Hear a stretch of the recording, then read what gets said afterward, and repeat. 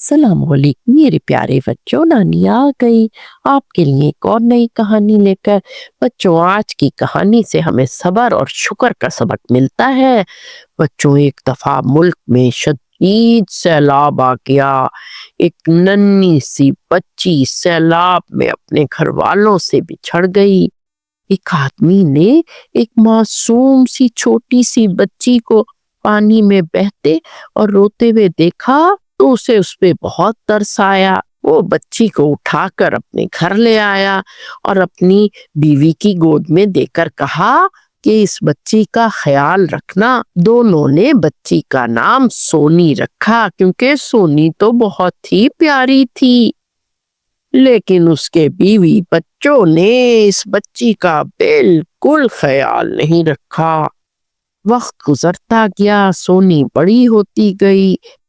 इस औरत के बच्चे सोनी को बहुत मारते पीटते, सोनी रोती रहती।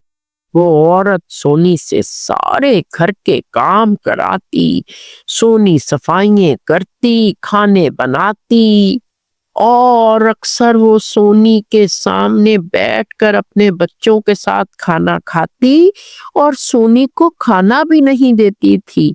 जो बचा कुचा खाना होता सोनी खाकर सबर शुक्र कर लेती। इन लोगों के पास एक गाय थी। सोनी दिन रात गाय की खिदमत करती। उस औरत ने सोनी को कोई कमरा भी नहीं दिया था। वो गाय के साथ ही सोती, गाय कोई अपना दुख दर्द बयान करती, उसके सामने बैठकर घंटों रोती।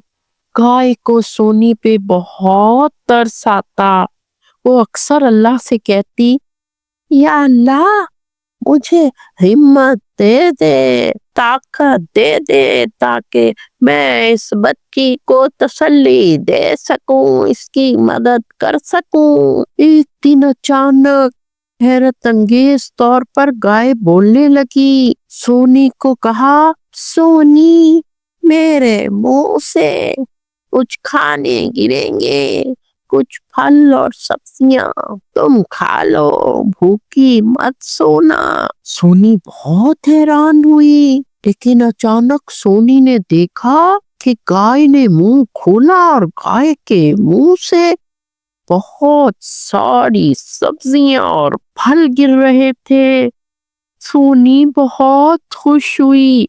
इसने पेट भरकर खाया, फल खाए, सब्जियां खाई। आहिस्ता आहिस्ता सोनी की सेहत संभलने लगी। वो औरत सोनी को देखकर बहुत रश्क करती। और बच्चों, सोनी को उसके सब्र और शुक्र का फल मिल गया। तो बच्चों, कैसी लगी मेरी आज की कहानी? अगर मेरी कहानी पसंद आई हो तो मेरे चैनल को सब्सक्राइब करें और वीडियो को लाइक करें।